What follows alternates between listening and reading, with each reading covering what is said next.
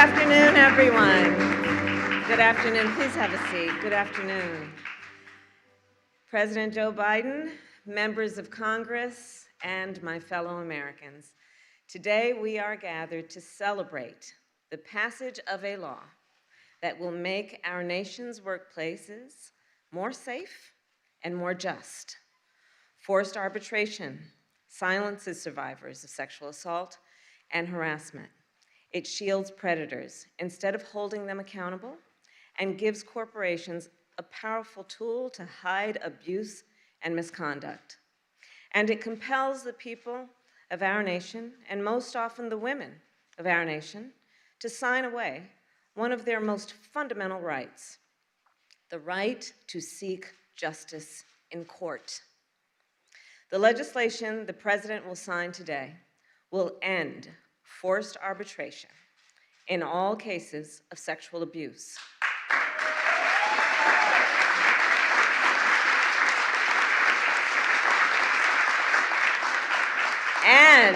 And almost equally as important, it will apply retroactively.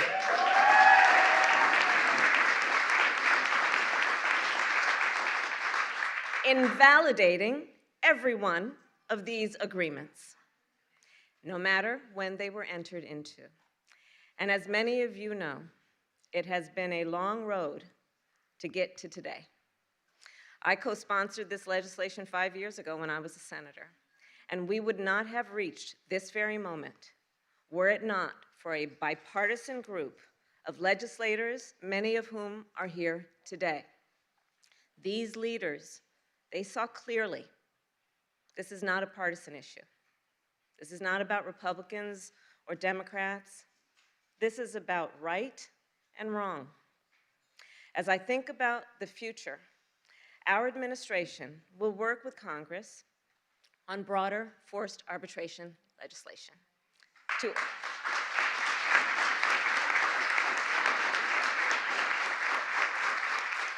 And we will do that to also protect the rights of workers in cases of wage theft, racial discrimination, and unfair labor practices.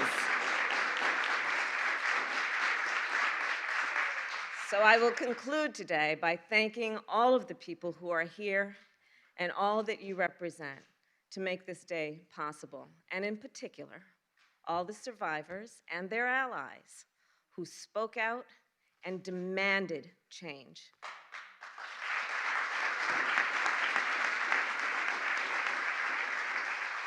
Thank you for your courage and your resilience and for your leadership. And now I will welcome to the podium a woman who was instrumental in the passage of this law, Gretchen Carlson.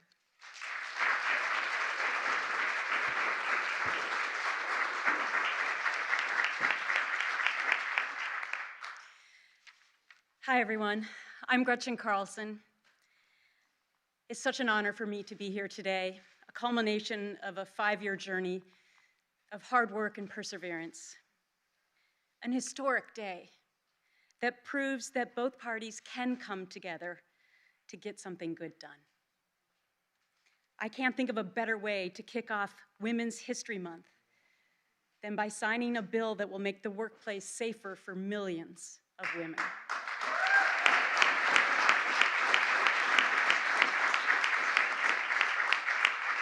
Heartfelt gratitude to President Biden, Vice President Harris, Senators Gillibrand, Graham, Grassley, Durbin, Representatives Bustos, Griffith, Majority Leader Hoyer, Jayapal, Nadler, Buck, and to so many others, and to all of your staffers, some of whom I see here today. I know how hard you worked.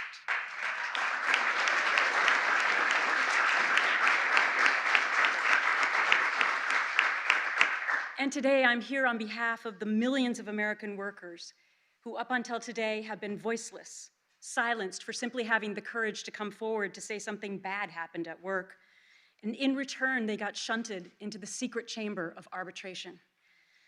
I could have never imagined that 5 years ago, after filing my harassment lawsuit against Chairman and CEO of Fox News, Roger Ailes, that this day of real change could actually come. Back then, a dear friend of mine said to me, "You know, Gretchen, something good is going to come of this." And at the time, I didn't quite believe her. But you know what? She was right. Something great has come from my decision to come forward and stand alongside millions of others to say that it's not okay for companies to hide harassment and assault. A lot of good has come from walking the halls of Congress for the last 5 years to see both sides of the aisle and try to encourage them to do what's right. A lot of good will come from this law change that will allow survivors in all sectors to be able to have a choice. And I also believe that this law will have a dual effect. It's going to help companies get on the right side of history and be more transparent. But I believe it's also going to stop the bad behavior, because now everyone will know that women's voices can be heard.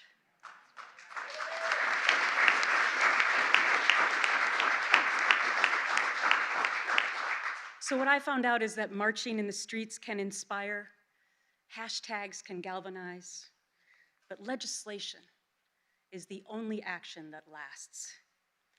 On behalf of all American workers, I'm grateful to President Biden for making this crucial legislation the law of the land today. And I look forward through my nonprofit Lift Our Voices to continue fighting, as the Vice President said, for other disenfranchised groups in the workplace so they can also seek justice. I often say that I did all of this for my children, and nothing would have been complete without them here today. Kaya and Christian, thank you for your bravery and for allowing your mom to transfer my contagious courage to you. And to my husband, Casey, I know we never planned on this, but thank you for your support. And now, it gives me great pleasure to introduce to you the President of the United States.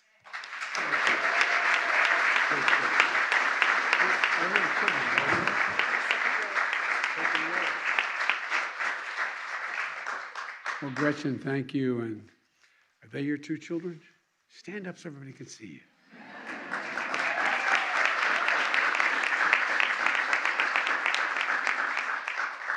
Who's that guy in front of you? Is that Dad? Just remember, moms you get along with, you can work it out, but dads are hard to raise. Be patient with us, okay? Well, look, Gretchen, thank you very much.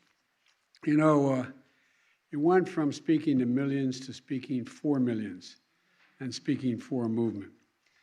You remind us that even a powerful job didn't protect you from having to contend, you're over this side, I'm sorry, for having to contend with so much you had to face. And to all the other courageous survivors, there's 4 here today. Would you all stand up?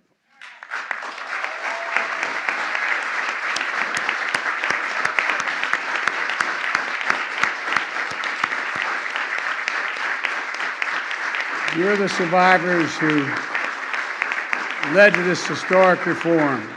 And thank you, thank you, thank you. On behalf of my daughter, my granddaughters, all my family, thank you so very much. Between half and 3/4 of all women report that they have faced some form of sexual harassment in the workplace. And too often they're denied a voice and a fair chance to do anything about it. Today we send a clear and strong message that we stand with you for safety, dignity, and for justice. In my State of the Union, I said I disagreed with the notion that we can't work together on important things. Last year, I signed 80 bipartisan bills into law, from preventing government shutdowns to reforming the military justice system, as Kristen knows very well, on a whole range of issues relating to how women are treated. Today, I'm proud to sign another bipartisan bill into law. And I want to thank the many champions of this bill. The Vice President, represented an old friend, Sherry Bustos. Good to see you, Sherry. And Ken Buck, Morgan Griffith, Pamela Jayapal. Where is she? There you are. Good to see you. And Senators Kristen Gillibrand and Lindsey Graham. By the way, Lindsay used to be a really close friend. I'm going to work on it again. And Dick Durbin, and I'm leaving so many people out. But look, for the folks at home, here's what this law is going to do. Time and again, women and sometimes men are forced and faced sexual harassment and assault on the job. And it took that courageous step to reporting when it happened. And some of them, when they did, they found out that reporting harassment behavior triggered a part of an employment contract they had never seen, they didn't even know existed, that they were powerless to change. A mechanism called forced arbitration. Forced arbitration is in court. In fact, forced arbitration prevents survivors from going to court. And under forced arbitration proceedings are conducted in secret, often by arbitrators selected and paid for by the employer. And the outcomes of the arbitration are usually hidden from the public and the employees and co-workers, and they usually can't even, and they can't be appealed or can't be overturned. In some arbitration clauses, you can't even acknowledge that you're bringing the claim. And parenthetically, employers can still forbid people from talking about what happened to them through non-disclosure clauses. And I think that should be changed as well, but that's another day.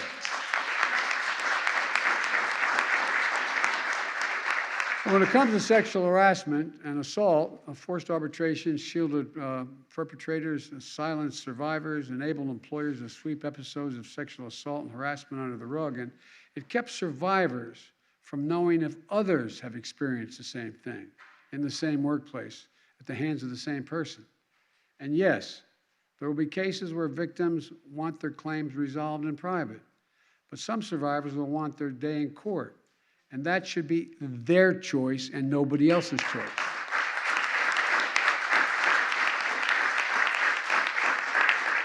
I know there's discussion in Congress about whether forced arbitration clauses should also be banned for other kinds of employment disputes beyond sexual harassment and assault. I think it's all wrong, and they should be banned. But that doesn't cover here. Giving the employer absolute power to decide isn't how justice is supposed to work. It should be the choice of the employee about whether they want to go to court or not. I've made clear that my belief that is no worker should have to make a commitment before any dispute has arisen to give their access to justice in the courts when they believe a right has been violated. 60 million American workers are bound by forced arbitration clauses that were included in the fine print of their contracts, and many don't even know that they exist. You might have signed one without knowing it. I strongly believe no worker should have to make such a commitment, and that's why I support legislation in the House of Representatives that's going to consider in the coming weeks that would prohibit mandatory arbitration of all types of employment disputes. But look, but today marks an important step in an effort to ban mandatory pre-dispute arbitration clauses that takes the power to choose how to pursue justice away from the worker.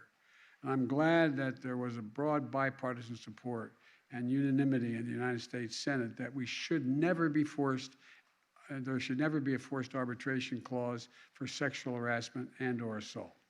And folks, this is, I think, a momentous day for justice and fairness in the workplace.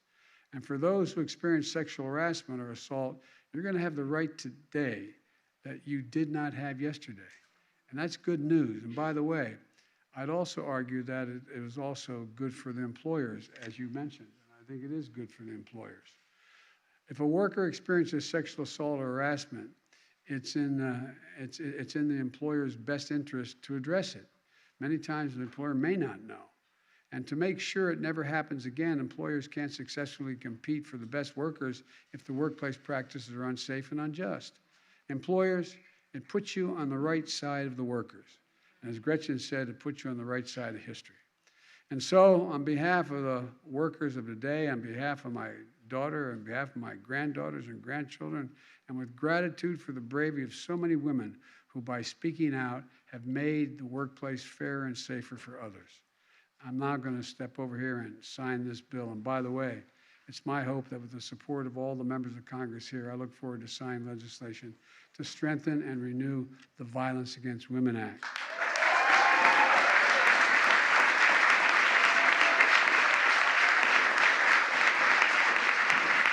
which I first wrote and championed 3 decades ago. So folks, it's time to get that passed too. Ladies and gentlemen, I'm going to walk over and sign this legislation. And invite up.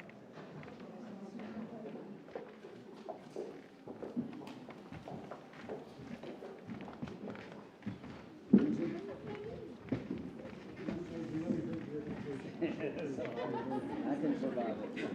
Very good. Congratulations, Mr. President. All right.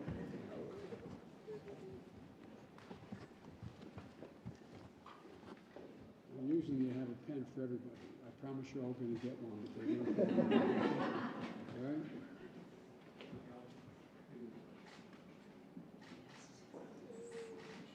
Now the wall.